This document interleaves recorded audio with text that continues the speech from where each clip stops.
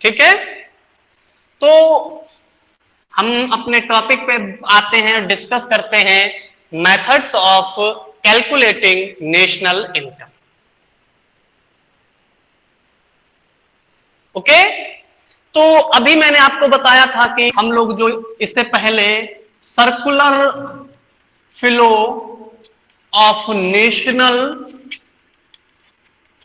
Income discuss किए थे, उसमें मैंने आपको 3 फेजेस बताए थे। साक्षी, कौन कौन से ये 3 फेजेस थे? 3 phases of circular flow of national income. साक्षी?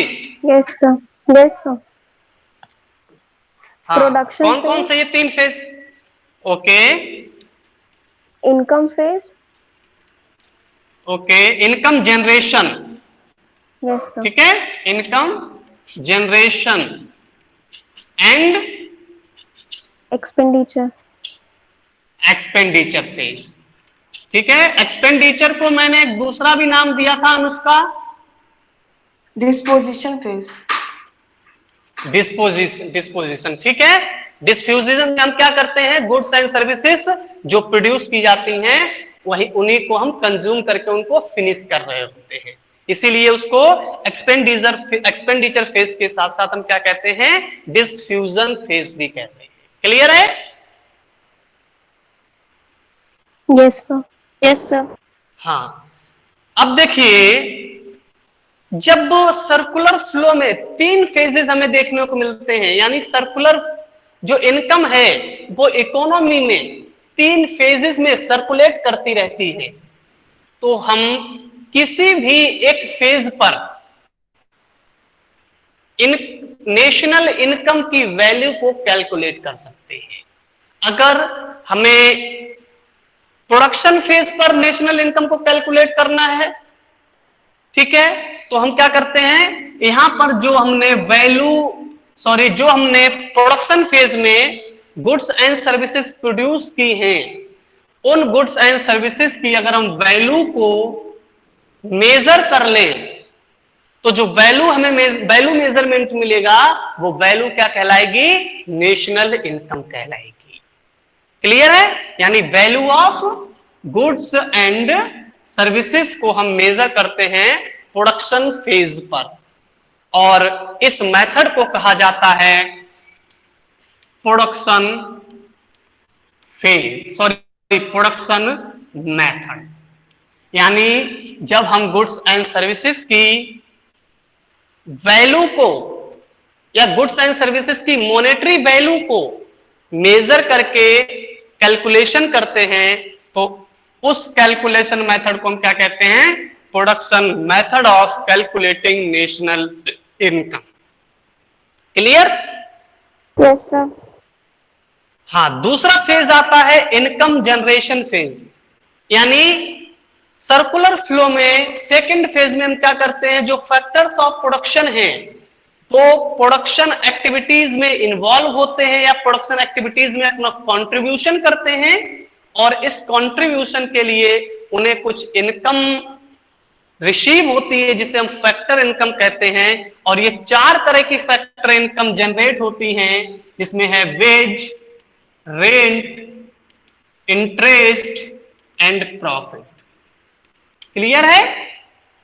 ये 4 इनकम जनरेट होती हैं इनकम जनरेशन फेज पर, और जब हम इन चारों फैक्टर इनकम का सम कर लेते हैं तो ये जो सम वैल्यू मिलेगी वो सम वैल्यू नेशनल इनकम के बराबर होगी, और इस मेजरमेंट मेथड को कहा जाता है इनकम मेथड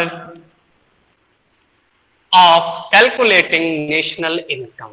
और थर्ड फेज जो हमारा एक्सपेंडिचर फेज है, तो इकोनॉमी में स्टूडेंट्स 4 सेक्टर मैंने आपको बताए, consumer sector, producer sector, government sector and foreign sector. तो चारों सेक्टर जो गुड्स एंड सर्विसेज अवेलेबल होती हैं हमारे इकोनॉमी में, जो गुड्स एंड सर्विसेज प्रोड्यूस की जाती हैं हमारी इकोनॉमी में, ये चारों सेक्टर्स उन्हीं गुड्स एंड सर्विसेज को कंज्यूम करते हैं। जैसे कंज्यूमर हम आप सब, गुड्स एंड सर्विसेज का कंज्यूम करते हैं? Yes sir. Yes sir. ठीक वैसे वैसे ही जो प्रोड्यूसर हैं, जो गुड्स एंड सर्विसेज को प्रोड्यूस करते हैं, वो भी तो किसी ना किसी की गुड्स एंड सर्विसेज प्रोड्यूस करते हैं, सॉरी कंज्यूम करते हैं। Yes sir. Yes sir. करते हैं ना? जैसे मशीनरी खरीद ली, कोई एक शुगर मिल है, शुगर प्रोड्यूस करेगा, तो क्या करना होगा? उसे शुगर प्रोड्यूस करने के लिए उसको मशीनरी परचेज करनी पड़ेगी, शुगर कैन परचेज करना पड़ेगा, ठीक है, रिसोर्सेस फैक्टर्स ऑफ प्रोडक्शन उसे खरीदने पड़ेंगे, हायर करने पड़ेंगे।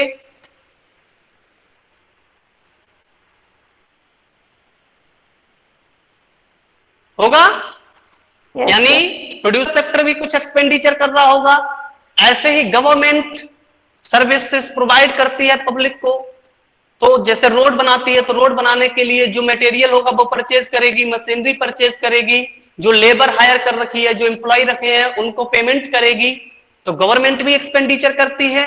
और ऐसे ही फॉरेन सेक्टर कुछ गुड्स को इंपोर्ट करता है, कुछ गुड्स को एक्सपोर्ट करता है, यानी वो भी goods and export and import पर कुछ ना कुछ एक्सपेंडिचर कर रहा होता है। यानी चारों सेक्टर गुड्स एंड सर्विसेज पर एक्सपेंडिचर कर रहे होते हैं, और हम इन्हीं चारों सेक्टर्स के एक्सपेंडिचर का जब सम कर लेते हैं तो ये वैल्यू भी किसके बराबर होगी? नेशनल इनकम के बराबर होगी। और इस तरह से जब हम नेशनल इनकम कैलकुलेट करेंगे तो उसको बोला जाएगा expenditure method of calculating national income. यानी नेशनल इनकम को कैलकुलेट करने के हमारे पास तीन मेथड हैं। फर्स्ट है प्रोडक्शन मेथड, सेकंड है इनकम मेथड, और थर्ड है एक्सपेंडिचर मेथड। Okay sir. हाँ सर हम एक जगह देखे थे सर, जो आप प्रोडक्शन मेथड बताए उसको वैल्यू एडेड मेथड भी बोलते हैं क्या? बिल्कुल, आगे बात करेंगे, बिल्कुल हम बात करेंगे, अभी हम बात करेंगे और ये भी बताएंगे कि उसको वैल्यू एडेड मेथड कहते क्यों हैं, या वैल्यू एडेड मेथड को प्रोडक्शन मेथड क्यों कहते हैं। अभी हम जब इनको वन बाय वन डिस्कस करेंगे ना, ये छोटे टॉपिक नहीं है, यहीं से न्यूमेरिकल आएंगे।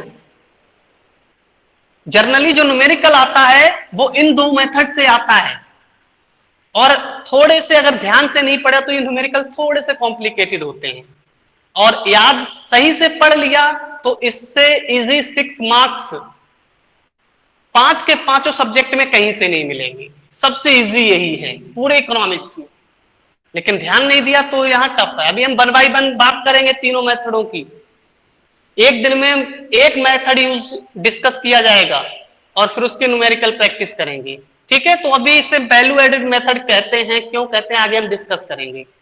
अभी जो क्वेश्चन यहां से बन सकता है थ्योरी में, हम लोग उस पर चलेंगे, ठीक है।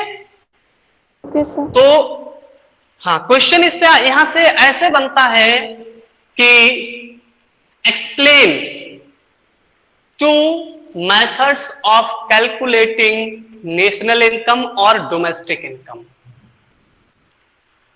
Why the value of national income or domestic income is equal or remains equal by calculating all 3 methods. Question Hindi में बोलता हूं, क्वेश्चन आता है यहां से थ्योरी में, कभी कभी 4 मार्क्स का क्वेश्चन आता है कि नेशनल इनकम को कैलकुलेट करने के मेथड को एक्सप्लेन करिए, और तीनों मेथड से नेशनल इनकम की जो वैल्यू कैलकुलेट हो जाती है वो इक्वल क्यों होती है, ठीक है। देखिए, चाहे आप किसी भी इकोनॉमी की बात कर लीजिए, हम इंडिया की बात नहीं कर रहे, वर्ल्ड इकोनॉमी की बात करें, चाहे आप यूएस इकोनॉमी की बात करें, चाहे यूके, ऑस्ट्रेलिया, किसी इकोनॉमी की बात करें, हर इकोनॉमी में जीडीपी या नेशनल इनकम को कैलकुलेट करने के लिए यही 3 मेथड यूज किए जाते हैं। और किसी भी कंट्री की नेशनल इनकम को चाहे आप प्रोडक्शन मेथड से कैलकुलेट कर लें, चाहे आप इनकम मेथड से कैलकुलेट कर लें, चाहे आप एक्सपेंडिचर मेथड से कैलकुलेट कर लें, तीनों ही मेथडों से इक्वल आएगी, पॉइंट टू पॉइंट, कहीं उनमें डिफरेंस नहीं होगा। अगर कोई डेटा दिया है और आपसे बोला है कैलकुलेट नेशनल इनकम, तो उस डेटा से जब आप प्रोडक्शन मेथड से नेशनल इनकम कैलकुलेट करते हैं तो भी ये 100 आएगी, और अगर प्रोडक्शन मेथड से 100 आई है तो उसी डेटा से आप इनकम मेथड यूज करेंगे तो उससे भी नेशनल इनकम 100 आएगी, और उसी कंसर्न डेटा से अगर आप एक्सपेंडिचर मेथड से नेशनल इनकम कैलकुलेट करते हैं तो उसकी वैल्यू भी कितनी होगी, 100 ही होगी। कोई मेथड यूज कीजिए, जैसे आपको मैंने स्टैटिस्टिक्स में बताया था मीन, चाहे आप डायरेक्ट मेथड से यूज कीजिए, चाहे आप शॉर्टकट मेथड यूज कीजिए, चाहे ओके देखता हूं, नो सर ठीक है। ओके एक मिनट, फोन आ रहा है, मैं जरा बात करके कॉल आता हूं, ठीक है, प्रिंसिपल सर का फोन है।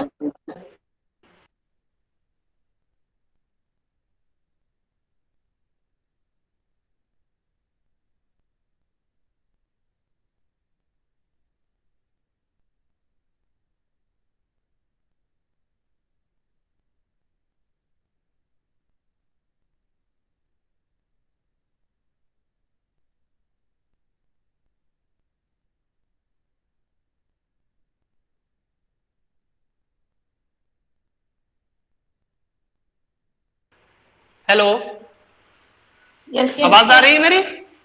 यस हाँ, सर। यस तो जो मैं बता रहा था कि जैसे हम कोई डेटा गिवन होता है, मैं स्टैटिस्टिक्स में, उसमें हम चाहे डायरेक्ट मेथड यूज करते हैं, चाहे शॉर्टकट मेथड यूज करते हैं, स्टेप डेविएशन मेथड, आपने देखा था कि तीनों मेथड से आंसर एकदम इक्वल आता था, कोई चेंज नहीं होता था, याद है? Yes sir. हाँ, ठीक वैसे ही आप जो किसी इकोनॉमी का जो भी डेटा गिवन है उस डेटा का यूज करके आप कोई भी मेथड यूज कर लीजिए नेशनल इनकम का, answer tick to tick same आना चाहिए, कोई चेंज नहीं होगा। और ऐसा होता क्यों है? Income generated is equal to value of goods and services produced. Yes, and expenditure also is equal two factor income. इसे बहुत अच्छे एग्जांपल से हम समझते हैं। देखिए, आपको मैंने बताया था जब टैक्सेस ना हो, सब्सिडी ना हो, तो अगर किसी इकोनॉमी में 100 रुपीस की गुड्स प्रोड्यूस की गई हैं तो कितनी इनकम जनरेट हुई होगी? 100. 100 100 100 की जनरेट हुई होगी ना, यानी जो फैक्टर इनकम यहां पर दी है ये value of goods and services के बिल्कुल इक्वल होती है, ठीक है? Yes sir. क्लियर है? अब देखिए, मार्केट में या इकोनॉमी में 100 रुपीस की गुड्स प्रोड्यूस हो गई और उसी इकोनॉमी में 100 रुपीस की गुड्स प्रोड्यूस होने के कारण 100 रुपीस की इनकम जनरेट हो गई। अब ये गुड्स मार्केट में सेल की जाएंगी, यस सर। ये 100 रुपीस की गुड्स ही तो मार्केट में सेल की जाएंगी, और इनको परचेज कौन करेगा? ये लोग हाउस होल्ड, और हाउस होल्ड ही तो फैक्टर्स ऑफ प्रोडक्शन है ना, यस सर। तो यही परचेज करेंगे। अब देखिए, इन जो गुड्स सेल की जाएंगी इनकी वैल्यू कितनी है? 100, और जो लोग इनको परचेज करेंगे उनके पास इनकम कितनी है? 100। यानी अगर ये परचेजर जो हैं, हाउस होल्ड हैं, इन सभी गुड्स को सेल कर लें तो कितना एक्सपेंडिचर किया जाएगा? 100. 100 रुपीज। 100 किया जाएगा, क्योंकि ये 100 रुपीज सेलर को दे देंगे और सेलर 100 रुपीज की गुड्स किसको दे देगा? बायर को दे देगा। केवल वैल्यू का ट्रांसफर हो जाएगा, जिसपे इनकम है उसके पास गुड्स चली जाएंगी, जिसके पास गुड्स है उनके पास सर्विसेज आ जाएंगी। केवल वैल्यू का ट्रांसफर हो जाएगा और कुछ नहीं। इसीलिए किसी भी इकोनॉमी में, किसी भी कंट्री में जितने अमाउंट की गुड्स प्रोड्यूस होती हैं उतने ही अमाउंट की फैक्टर इनकम जनरेट होती है और उतना ही अमाउंट उस इकोनॉमी में खर्च किया जा सकता है, एक्सपेंडिचर किया जा सकता है। क्यों? अगर हमारे पास 100 रुपए हैं तो हम बारो ना करें, किसी से उधार ना लें या किसी की लायबिलिटी हम पर क्रिएट ना हो, तो हम कितने पैसे खर्च कर सकते हैं मैक्सिमम? जितनी हमारी इनकम 100 रुपीज, जितनी इनकम होगी हम कर सकते हैं, उससे कम या ज्यादा नहीं कर सकते। इसीलिए चाहे आप यहां पर नेशनल प्रोडक्शन के फेज पर नेशनल इनकम कैलकुलेट कर लो, चाहे इनकम जनरेशन मेथड पे कैलकुलेट कर लो या फिर एक्सपेंडिचर फेज पर कैलकुलेट कर लो, तीनों से वैल्यू जो निकल के आएगी वो इक्वल निकल के आएगी, उसमें कोई चेंज नहीं होगा। ओके? Okay sir. हाँ, तो सर, क्वेश्चन जब भी आपसे पूछा जाए, हाँ बोलिए। सर आपने एग्जांपल दिया था ना वीडियो में वो मिलर का, तो सर उसमें जो बेकर होगा वो भी तो अपना प्रॉफिट चार्ज करेगा ना, तो हर मतलब लेवल पे सेम नहीं होना चाहिए ना। जैसे 100 रुपीज आप यहाँ पे बताए, तो अगर वो वहां पे अभी हम अगर वहां वो- चलेंगे, ओके, अभी हम वहां चलेंगे, ठीक है? जो मैंने वीडियो में बताया है वो हम यहां डिस्कस करेंगे। अभी मैं आपको जो मेथड्स मैंने बताए हैं उनका बैकग्राउंड आपको दे रहा हूं, क्योंकि क्वेश्चन कभी कभी थ्योरी से भी पूछ लिए जाते हैं। क्वेश्चन मैंने बताया ना, ये क्वेश्चन 2 बार पूछा गया है अब तक कि नेशनल इनकम कैलकुलेट करने के मेथड क्या हैं, क्यों तीनों मेथड से नेशनल इनकम की वैल्यू इक्वल आती है। तो आप क्वेश्चन लिखेंगे, इस क्वेश्चन का आंसर में क्या लिखेंगे शॉर्ट में, क्योंकि अभी तो हम 1 बाय 1 प्रोडक्शन मेथड पढ़ेंगे, इनकम मेथड, एक्सपेंडिचर मेथड, तो ये थोड़े लॉन्ग होंगे, डिटेल में डिस्कस करेंगे। लेकिन जो क्वेश्चन मैं अभी बता रहा हूं उस क्वेश्चन में आपको क्या करना होगा कि शॉर्ट में तीनों मेथड्स को एक्सप्लेन करना होगा और उसके बाद कंक्लूजन लिखना होगा। मान लीजिए क्वेश्चन हमने जो बताया कि एक्सप्लेन ऑल मेथड्स या explain of calculating methods of calculating national income and why national income remains equal by using all 3 methods। तो आप क्या करेंगे, तीनों मेथड्स को पहले एक्सप्लेन कर देंगे शॉर्ट में, हमारा क्वेश्चन का हाफ पार्ट कंप्लीट हो जाएगा। सेकंड पार्ट में क्वेश्चन आपसे पूछा गया कि तीनों मेथड से नेशनल इनकम की वैल्यू इक्वल क्यों आती है, तो उस सेकंड मेथड में आप लिखें, सेकंड पार्ट में उस क्वेश्चन के आंसर में लिखेंगे आप कि it is just because of circular flow of national income, because या according to circular flow of national income, the value of produced goods and services remains equal to factor income generated by households, and the goods or services are sold or purchased by the same amount.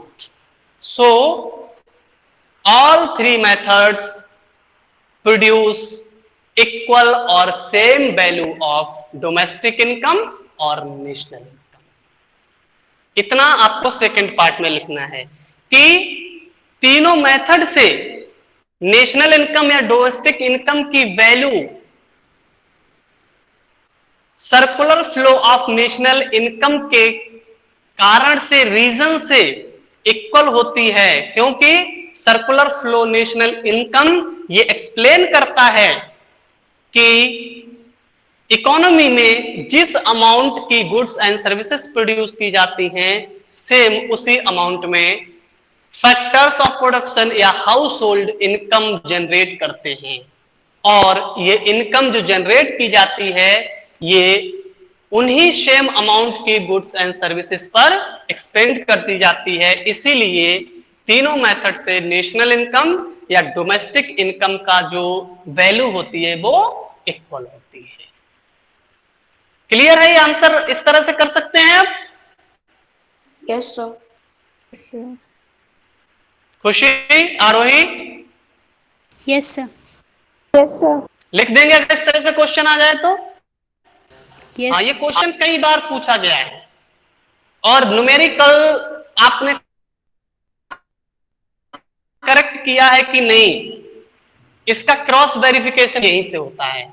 अगर दो method है, आपने calculation की है और दोनों method से answer same आया, इसका मतलब आपकी कैलकुलेशन करेक्ट है। और अगर दोनों मेथड से जो आप वैल्यू मेजर करते हैं उसमें कोई डिफरेंस है तो समझ लीजिए आपने कैलकुलेशन में कहीं मिस्टेक किया है। ठीक है? लेकिन कंडीशन एक होनी चाहिए कि दोनों ही मेथड से आपने सेम एग्रीगेट की कैलकुलेशन की हो। ऐसा ना हो आपने प्रोडक्शन मेथड से जीडीपी एमपी कैलकुलेट कर दिया और इनकम मेथड से आपने एनएनपी एफसी कैलकुलेट कर दिया, तो इनकी वैल्यू फिर करेक्ट मैच नहीं करेगी, क्योंकि ये दोनों एग्रीगेट अलग है।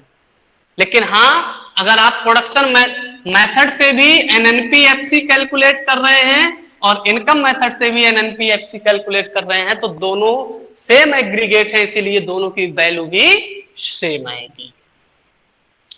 ओके? Yes sir. हाँ, तो डिस्कशन अभी तक मैंने किया, ये क्लियर है आपको? Yes sir. Yes sir. Yes sir. हाँ, तो अब हम आज प्रोडक्शन मेथड स्टार्ट नहीं करते क्योंकि क्लास लगभग 1 घंटे की होने वाली है और कई चीजें मैंने इसमें डिस्कस कर ली हैं, तो शायद और प्रोडक्शन मेथड अगर हम स्टार्ट करते हैं तो उसको डिस्कस करने में मिनिमम 1 घंटा 1 आवर लगेगा, तो 2 घंटे की क्लास शायद ओवर हो जाएगी। इसीलिए हम प्रोडक्शन मेथड को या जो हमारे मेथड्स हैं कैलकुलेटिंग टू नेशनल इनकम, उनको 1 बाय 1 कल की क्लास से स्टार्ट करेंगे और कल प्रोडक्शन मेथड को डिस्कस करके इनकम मेथड पे मूव कर जाएंगे। ध्यान रखना, क्योंकि प्रोडक्शन मेथड की आप वीडियो देख चुके हैं, ये जो कंटेंट मैंने आज आपसे डिस्कस किया ये वीडियो में डिस्कस नहीं किया गया था, तो इसको मैंने डिटेल डिस्कस कर लिया। प्रोडक्शन मेथड की मैं आपको वीडियो प्रोवाइड कर चुका हूं, उसको देखिए। इनकम मेथड की वीडियो आज प्रोवाइड कर दूंगा, उसको भी देखिए। और कल हम पहले प्रोडक्शन मेथड डिस्कस करेंगे, प्रोडक्शन मेथड को वैल्यू एडेड मेथड क्यों कहते हैं और वैल्यू एडिशन का कॉन्सेप्ट क्या है ये डिस्कस करेंगे, और उसके बाद इनकम मेथड को डिस्कस करेंगे। ठीक है? Okay sir. हाँ, तो आज की क्लास आपकी यहीं तक। कल हम 10:30 ही क्लास करेंगे। आज थोड़ा पहले कर दिया क्योंकि थोड़ा ऑफिशियल काम है मुझे, तो मैं आ जा रहा हूँ। कल 10:30 को हम लोग फिर से क्लास में मिलते हैं। और दोनों वीडियो आज कल कोई ये ना कहे कि मैंने आज वीडियो नहीं देखी है। दूसरी चीज, हाँ, मैंने आपको कन्वर्जन का चार्ट दिया था, कन्वर्जन ऑफ एग्रीगेट्स का। Yes sir. Yes sir. कि, किसने किसने किया है? पायल ने किया है, खुशी ने किया था। हाँ, 4 सर मैंने भी किया स्टूडेंट्स था। तो अभी देखता हूं मैं। दुर्गेश, खुशी, पायल, साक्षी और संध्या, इन्हीं ने सबमिट किया है। बाकी अनुष्का, आरोही, देव, आप लोग क्यों सबमिट नहीं किए? सर क्या करना था? आरोही, आरोही